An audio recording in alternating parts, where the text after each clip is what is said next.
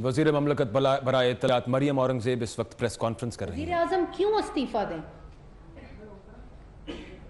अभी तो इसको शरीफ खानदान, मुस्लिम लीग नून मुस्तरद कर रहा है। मुझे यकीन है कि जिस वक़्त आला अदलिया के जजेस इस रिपोर्ट को पढ़ेंगे तो उस साजिश की बू, उन तहफ़्फ़ुज़ात, जो तहफ़्फ़ुज़ात शरीफ फैमिली के पहले दिन से थे, JIT जब तश्कील हुई, वो बेनकाब होंगे और सुप्रीम कोर्ट इस झूठ के पलंदे को पाकिस्तान के आईन और कानून के मुताबिक खुद मुस्तरद करेगी।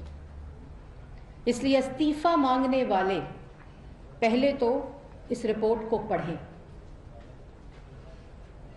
और उसके बाद जो सिलेक्टिव रीडिंग है, जब सुप्रीम कोर्ट के 5 जजेस का फैसला आया उस वक्त भी आपने देखा कि ऑपोजिशन ने सिलेक्टिव रीडिंग करके एक झूठा नैरेटिव बनाकर अपना मुकदमा पेश किया, जिसको सुप्रीम कोर्ट के 5 जजेस ने रद्द किया।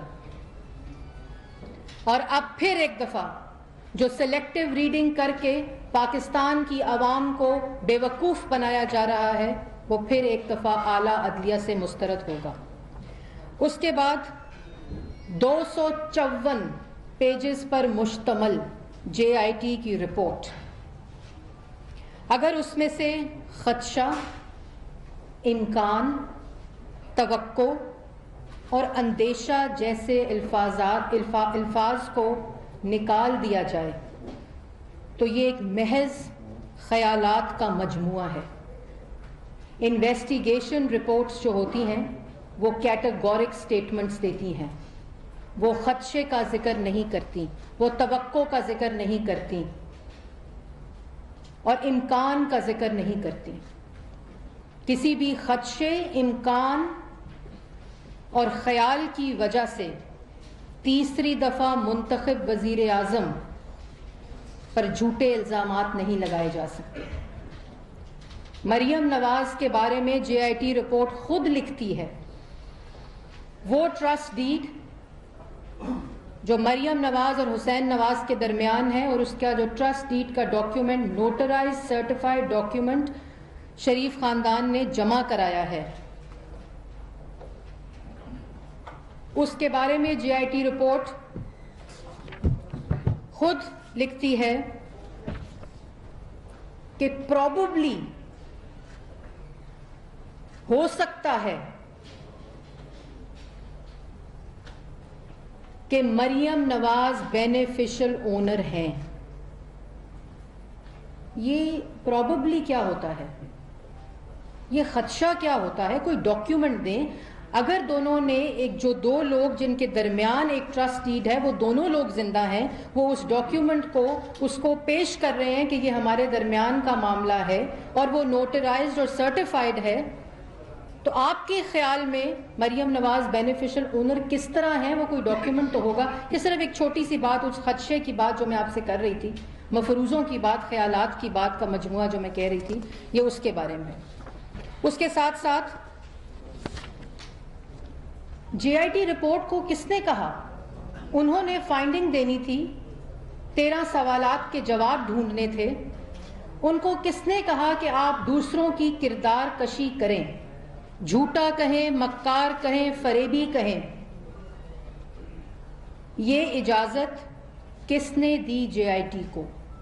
इसीलिए शरीफ खानदान ने अपने तहफ़्फ़ुज़ात का इजहार एक आईनी और कानूनी तरीके से सुप्रीम कोर्ट में किया था कि ये JIT के जो अफराद हैं वो बायस्ड हैं और उनकी बायस एसोसिएशन के जरिए भी शुरू होती है और नजर आती है। और आज उनके अल्फाज जो उन्होंने खुद JIT की रिपोर्ट में लिखे हैं, जो वो कहते हैं कि हमने लिखे हैं, वो खुद बददियानती को और जो तहफ़्फ़ुज़ात शरीफ फैमिली के थे उनको जाहिर करते हैं। कोई भी कानून, कोई भी आइन किसी के बारे में तासुब शुदा अल्फाज इस्तेमाल करने की इजाजत नहीं देता और इसके साथ साथ और कानून की जबान में इसको नेकेड बायस कहते हैं। جو JIT نے خود ظاہر کیا ہے اپنی رپورٹ میں لکھ کر۔ اس کے بعد میں مزید JIT کی رپورٹ کی اس میں نہیں جاؤں گی، کیونکہ ابھی ہمارے وکلا یہ رپورٹ پڑھ رہے ہیں، اور انشاءاللہ سپریم کورٹ کے اندر جو اس JIT کو رپورٹ کو جواب ملے گا آئین اور قانون کے دائرے میں، وہ شریف خاندان اس کی تیاری کر رہے ہیں، اور لفظ بلفظ سپریم کورٹ کے اندر اس JIT رپورٹ کے جواب جمع کرائے جائیں گے۔ اس کے بعد آپ خود دیکھیں کہ آج ان تمام لوگ پاکستان سوشل میڈیا اٹھا کر دیکھ لیں، اخبارات، آج بھی اخبارات کی رپورٹ اٹھا کر دیکھ لیں کہ جو یہ 254 صفحے کی رپورٹ ہے، سوال یہ اٹھ رہے ہیں لکھی کس نے ہے؟ آپ نے خود دیکھا سوشل میڈیا کے اوپر کہ یہ کس نے رپورٹ لکھی ہے۔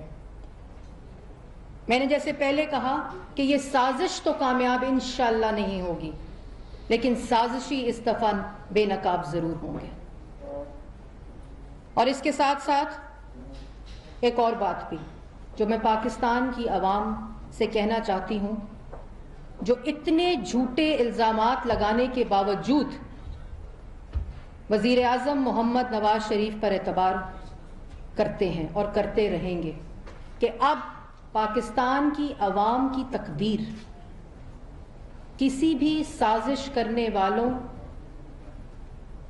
اور پاکستان کے اندر اور پاکستان کے باہر جتنے سازشی عناصر ہیں ان کو نہ ٹھیکے پہ دی جا سکتی ہے اور نہ دی جائے گی،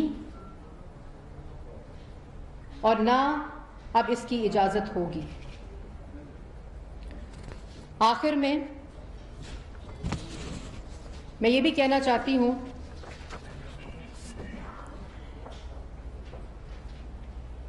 کہ ابھی بھی JIT کے اوپر وہ تمام تحفظات اسی طرح موجود ہیں، اور اس JIT نے ان تمام تحفظات کی تصدیق کی ہے اس رپورٹ نے، اور مجھے یہ بھی یقین ہے کہ انشاءاللہ ہمارے وکلا جب اس JIT کی رپورٹ کا جواب سپریم کورٹ کے اندر داخل کریں گے تو پاکستان کی اعلیٰ عدلیہ خود اس JIT کی رپورٹ کو مسترد کرے گی، کیونکہ اس JIT رپورٹ کے اندر کوئی بھی ایسا دستاویز جو JIT نے پروکیور نہیں کیا بلکہ جنریٹ کیا ہے، اور سرٹیفیکیشن، اس کی کریڈیبلٹی، اس کی ویریفیکیشن صرف قانون کے اندر وہ ڈاکیومنٹس ایڈمیسیبل ہوتے ہیں جو نوٹیفائڈ ہوتے ہیں، ویریفائڈ ہوتے ہیں، سرٹیفائڈ ہوتے ہیں۔ JIT خود کہتی ہے جو 10th والیوم سورس ڈاکیومنٹس ہیں، اور اس کے علاوہ ایسے ڈاکیومنٹس کے اوپر خدشہ کر کے اور توقع کر کے انحصار کیا گیا ہے جو سرٹیفائڈ بھی نہیں ہے۔ اور میں نے جیسے شروع میں کہا کہ انشاءاللہ یہ تمام سازشیں اور ان سازشوں کا جو جواب ہے وہ سپریم کورٹ میں جمع کرایا جائے گا، اور انشاءاللہ وزیر اعظم ہمیشہ کی طرح ان سازشوں سے اور اس جھوٹے الزامات کے احتساب سے سرخرو ہوں گے، اور انشاءاللہ پاکستان کی عوام 2018 میں ایک دفعہ پھر وزیر اعظم محمد نواز شریف کو ووٹ کی طاقت سے وزیر اعظم بنائے گی، کیونکہ وزیر اعظم محمد نواز شریف پاکستان کی عوام کی خدمت کی بات کرتے ہیں۔ ان کی پوری سیاست کارکردگی کے اوپر مبنی ہے، ان کی سیاست ہمارے مخالفین کے نعروں اور ان کی طرح جھوٹے الزامات پر مبنی نہیں ہے۔ ان کا مقصد پاکستان کی ترقی ہے، ان کا مقصد پاکستان کی عوام کی خدمت اور پاکستان کی عوام سے محبت ہے۔ بہت شکریہ.